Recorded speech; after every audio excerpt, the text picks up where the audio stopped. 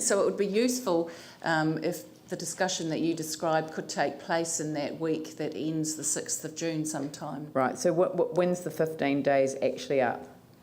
I think it's about the Tuesday. Right, okay, so the Minister's comments will be available by then? Yes. Yeah, so actually, yes, that would be, Friday the 6th of June would be an ideal day for the meeting, but that means that you guys have to work really hard to make sure that you can advise us on their Okay. We were going to do our work on, because we won't get, well, it depends on if they can give us a draft copy before they give us the final copy, because otherwise we were going to work on them between Friday the 6th of June and the 12th and 13th of June But you'll actually have them on Tuesday? Well, that would be the hope. No, yes. but the date will be scheduled in the legislation. If we do get them on the Tuesday, yes, that would be great. They agreed that it would be the 15 days because they knew that we were challenged by the longer time frame. And of course, you're working with those officials all the time, so they know what you're proposing, and they will have pretty much what we're going to forward to them well and truly in time. Yes, Yanni? I'm just, there obviously needs to be some meetings with the ministers before this as well, like who we're appointing to the hearings panel or who they're appointing to the hearings panel would be something I think we'd mutually have to discuss and agree on. So are there any other... No, that's not a requirement. No. The requirement is that they have to consult with us over the appointments. So when are we likely to get the Order in Council certainty? I don't know. I don't know. This is kind of one of the problems because... But the staff don't know that either. I know. So does anyone know? Because it seems like we're kind of working to a process that hasn't even been agreed. And if it's not going to be agreed. I think I've told you this before. It's not going to be an agreed process. It's going to be an Order in Council process, the terms of which we have agreed. The only thing that's changed is the timing. We don't know finally. I mean, you know, we've had it confirmed that it's the 28th of June for public notification. But that's the date that we're told is going into an Order in Council we haven't seen yet. But we've agreed the terms of the Order in Council. Right, so do we have a list of what those terms are? I have seen a draft Order in Council, yes, and so have you, I believe. No, I haven't seen the draft Order in Council. But look, I mean... all I was trying to say is that I think there's possibly other... Sorry, I can get that for you, just the basic terms of it. I mean, we've already reported on this. We had a meeting with the smaller group to agree what those terms would be.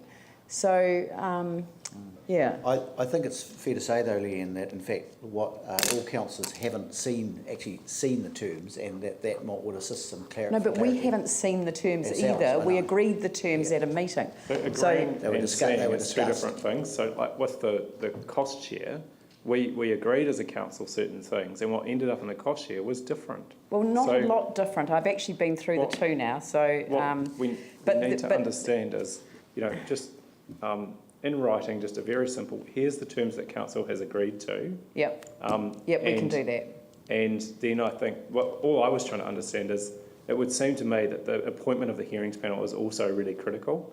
And so I just wondered whether there was an opportunity for early engagement with the ministers over the constitution of that hearings panel. Yes, because if we have strong concerns... I believe we've already provided a list of names that would be acceptable to us. They have? We have, yeah. We have. Mm-hmm. Oh, that's come to us. No, we have shared with the ministers, I believe, a list of potential nominees for the hearings panel. However, it's not our decision who will be appointed to those hearing panels. It will be up to the ministers. But who, so when do we as council see that list? Well, it's not a question of seeing the list. It's a question of the final determination. We will be consulted about who is going to be appointed.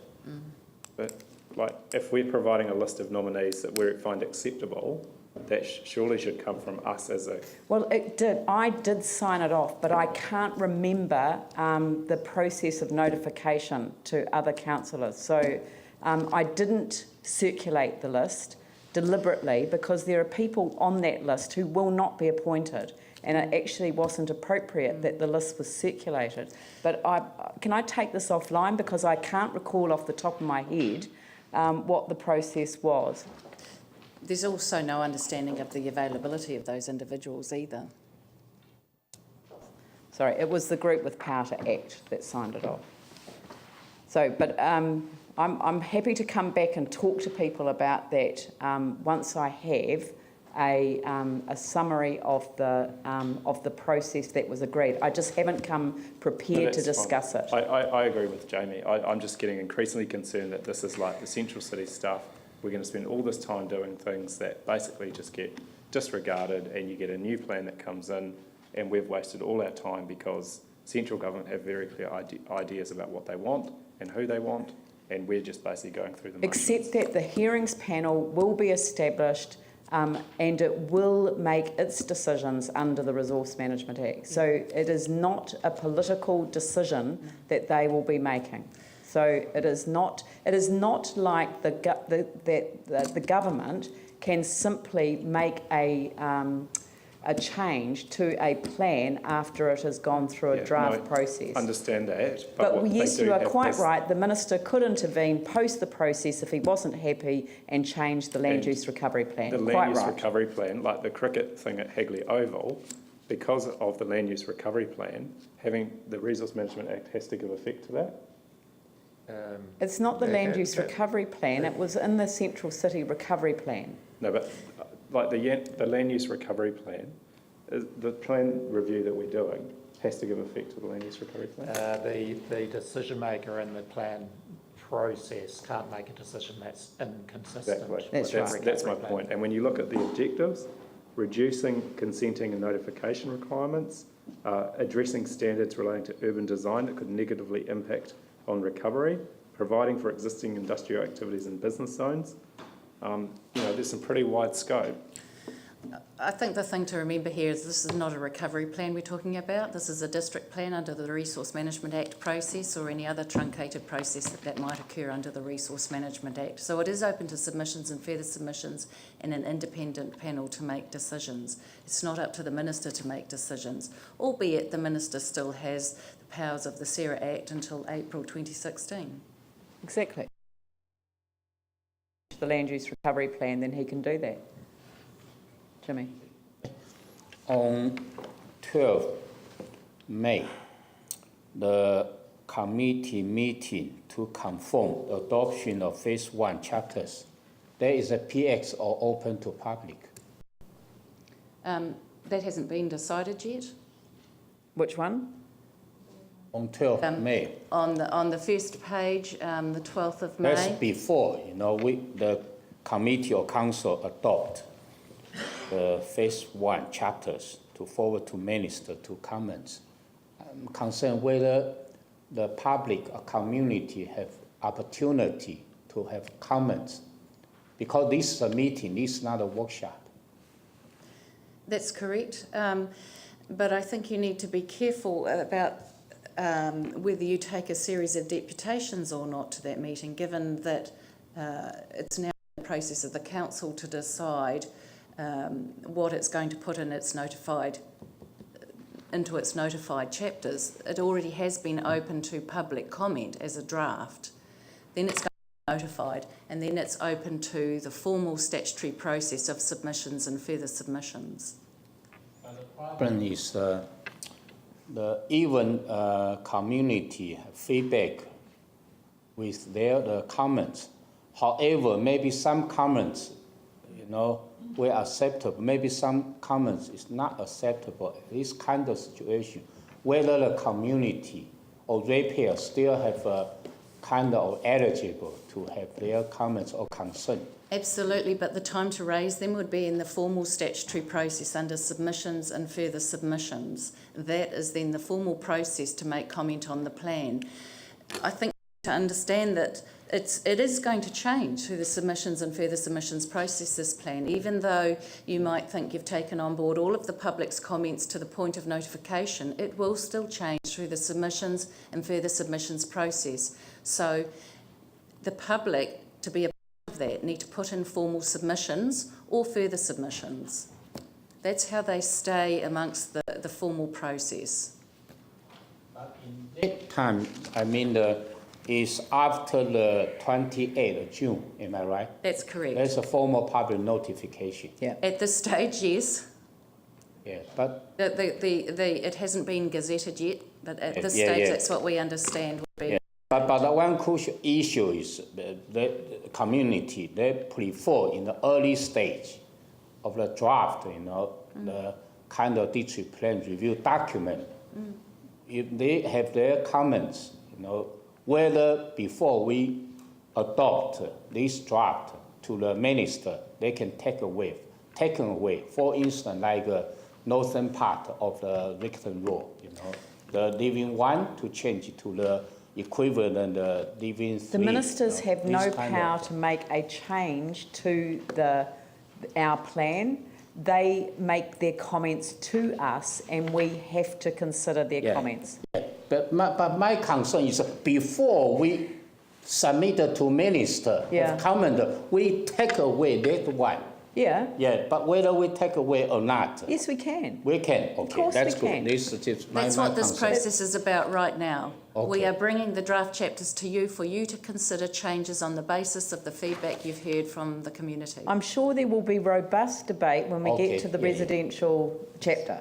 But they will be on the Tragically, I 12th of won't be May. here, They but- will be on 12th of May, am I'm I sure right? that Councillor Or Deputy this Mayor Buck afternoon? will Yeah, enjoy but the leading document the is in debate. this afternoon or is 12th of May? No, Regarding no. to the residential This- chapter. The 2nd of May is up there as the day that you have an entire day, apart from 1.5 hours for an urban design briefing, the Yeah. entire day to discuss the residential draft chapter. Yeah, It's on the 2nd of May. the deputy mayor will be chairing that meeting because Okay. I will not be here, and she is actually relishing the opportunity of getting to the residential chapter.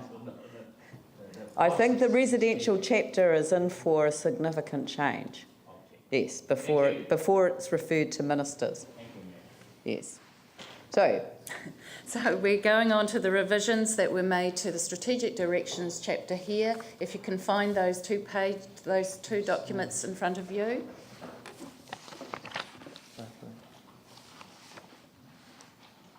It's not up here.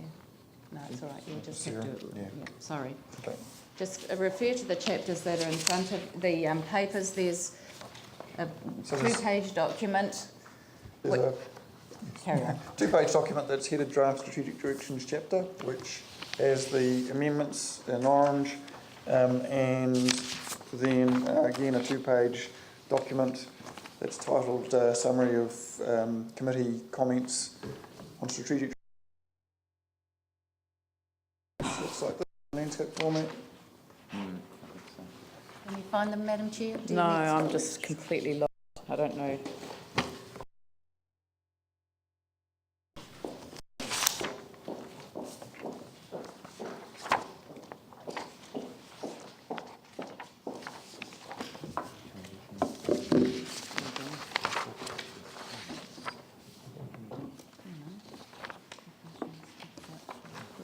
Strategic directions. Yeah, that's the one you want, and also there's a table that goes with it, that table. Right, So these are okay, the tables sorry. with it. Yeah.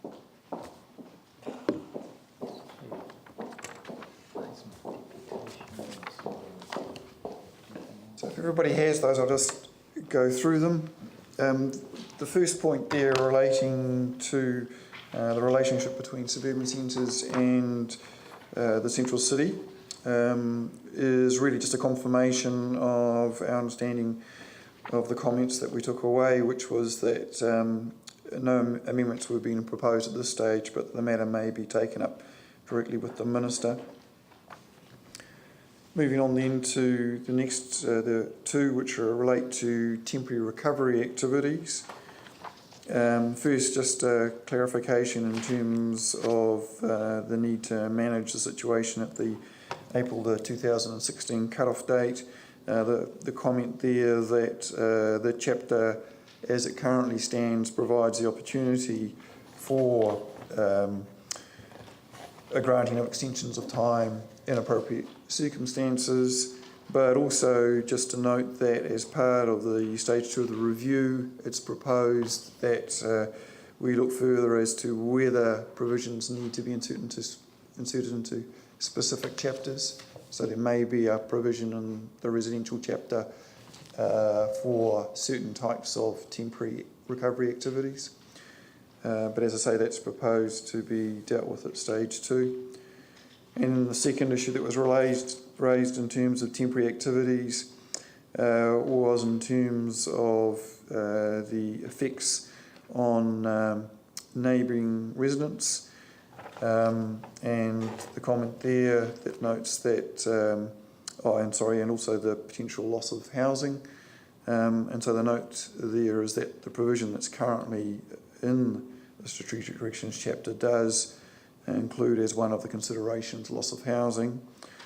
And in terms of the impact on residential amenities, we've recommended a addition. So on the copy of page 20 at the top, you'll see on policy 3.6.1.4C1 that there's some additional wording under, on the right chapter myself. Yeah, in C1. So we've added residential amenity to that clause. So can you just clarify where you are on the page? So if we go to page 20, the numbers are at the bottom there. So at the very top, you'll see some wording in orange, which is residential amenity and on the surrounding community. So just to highlight that issue.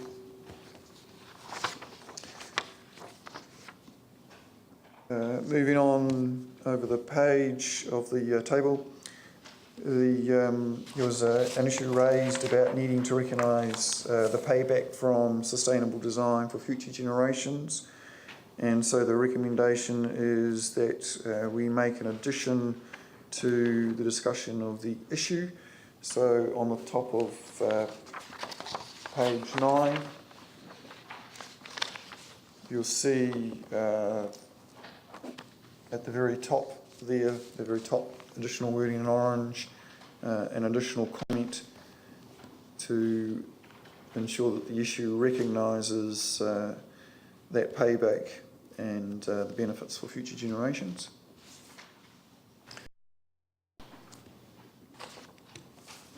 Then the issue of the council vision, about needing to have some clear statement of how the city should look and feel.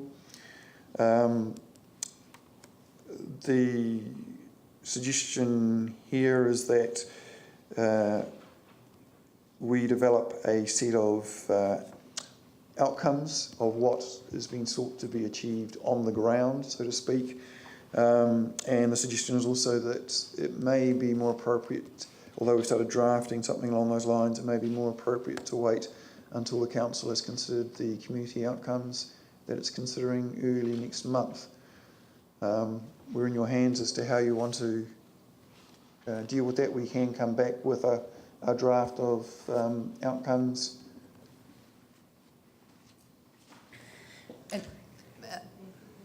May I suggest, Madam Chair, that we can come back to you on this. You are having workshops yourselves in relation to the LTP and the annual plan, and you are looking at community outcomes there.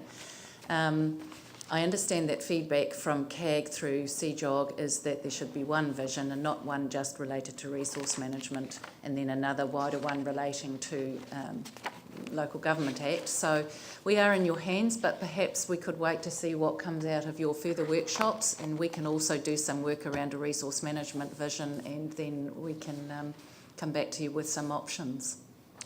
How do people feel about that? Yep. Sounds good? Thank you. Yep. I think at least that gets it started, and then we may end up just meshing. That's right. Yeah. Okay, so moving on then, we had some further responses through the consultation processes that happened that suggested some matters that we thought were fairly minor additions that would improve the plan. So these came in after we'd prepared the report to the previous committee. And I'll just quickly go through those. The first there is recognition that natural hazards is an important consideration in terms of determining the pattern of development in urban form, and we think that's quite appropriate, and have suggested an addition on page 21 to objective 3.6.2.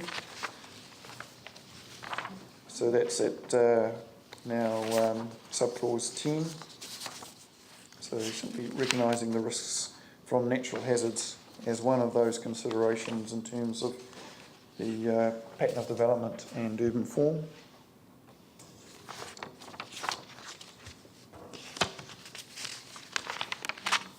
We had a comment seeking recognition that the central city needs to be restored as well as enhanced to become the principal community focal point that I think recognises the current situation more completely, and the recommendation there is to add restoration to the objective and policies listed there, so that's on page 21. Can I just go back to recognises the risk from natural hazards? Is there a problem putting that at sort of like number 10? I mean, you know, it makes it sound like it's the inconvenient add-on rather than pretty much, haven't we learnt something, you know, kind of, about what we've been through? My understanding is that legally it makes no difference, but in terms of... well, maybe it's a message we want to send, though. Yes, exactly. So yes, we're quite happy to move that further up. Yeah, so I like provide certainty about where development can occur right at the start. But I just wonder whether we should put recognises the risk from natural hazards right up there. Yeah. After certain, Yeah. after certain, yes, Number 2? Yep, Yep. fine.